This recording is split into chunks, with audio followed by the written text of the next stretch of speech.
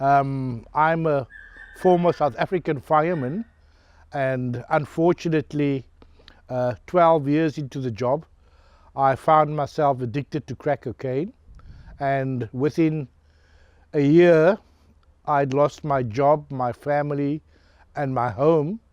And for the next 6 or 7 years, I used to just visit soup kitchens all the time, and I found myself in a soup kitchen languishing with a couple of dozen other men. My name is Paul Talliard.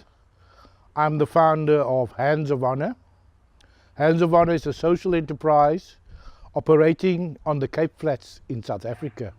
The men at Hands of Honor, we will go collect this waste or this obsolete stock, and the men will either fix it or upcycle it, but we will make a way to get some money out of this waste.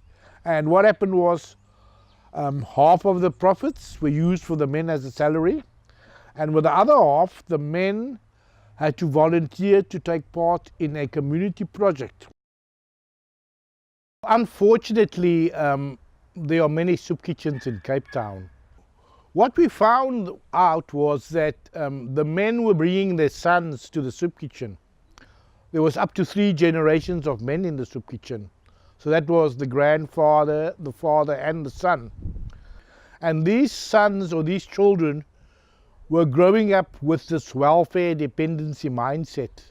And we watched closely how the sons were becoming like the fathers, thinking that it's okay not to work, thinking that others must always provide for you.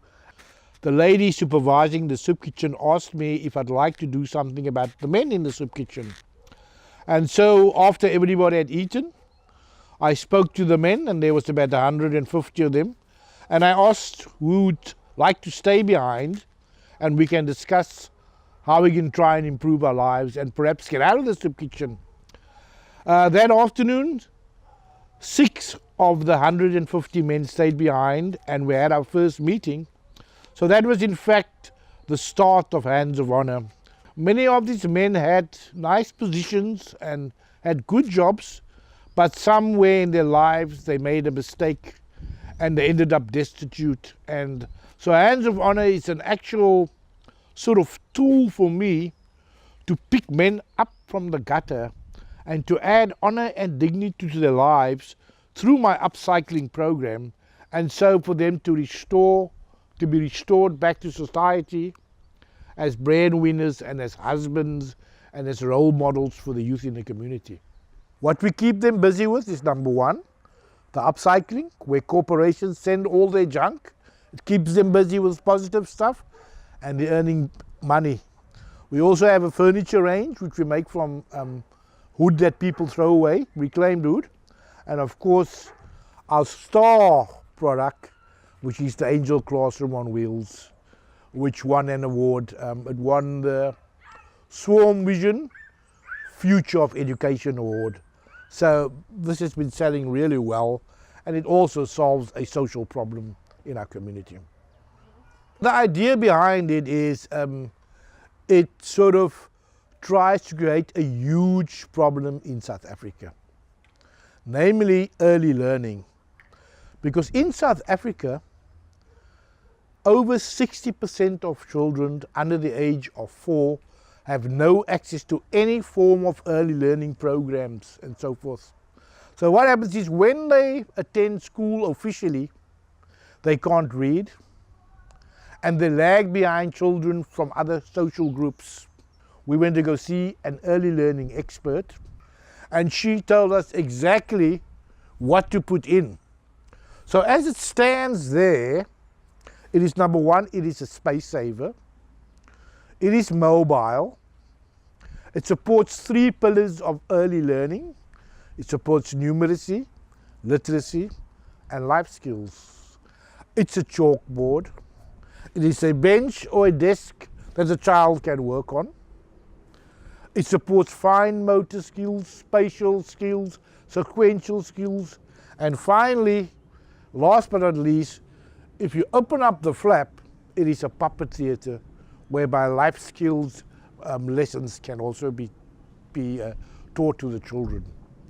So all in all, it's an educational hub. We received a lot of support in the newspapers, social media, even from government departments and even international platforms who were saying like, wow, you trying to tell me that this bunch of beggars are actually changing their own community, and in fact that's exactly what we were doing.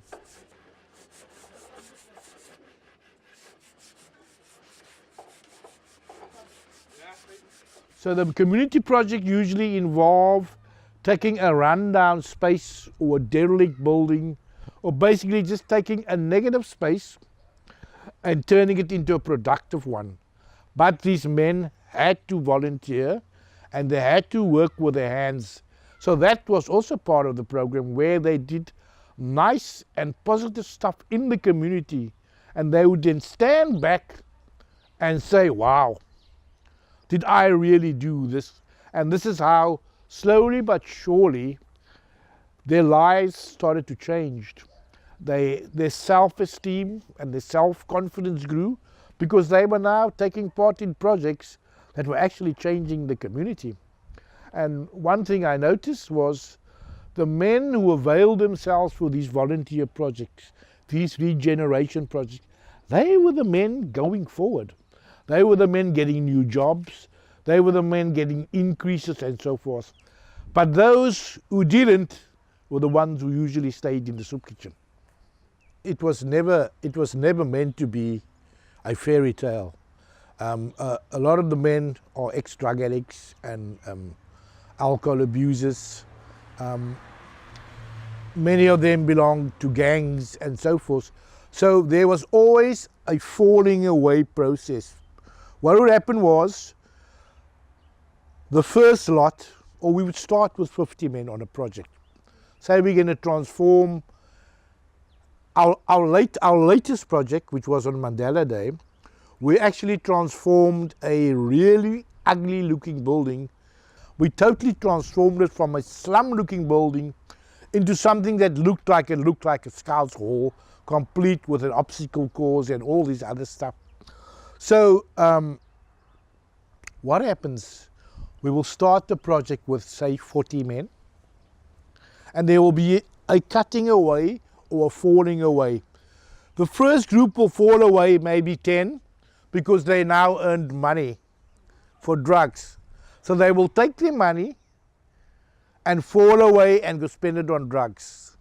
Then there will be another falling away, and that is usually the man's partner, because the partner might not want to agree with the new lifestyle, because the partner prefers the drug lifestyle, and the partner will say, no, don't go there anymore, because they don't want us to use drugs. So I'll start with 40, but I'll end up with about 10 or 12 guys who have really changed their lives. These men will now go on and find proper jobs, because they've been nurtured and they've had their attitudes changed at Hands of Honor. That is the general idea. We can't give everybody jobs at Hands of Honor. It's impossible. But you can come here with your dirty clothes and your mind that is not right. And when you leave, your attitude will have changed and your mindset will have been transformed. And from there you can go on and live a productive life.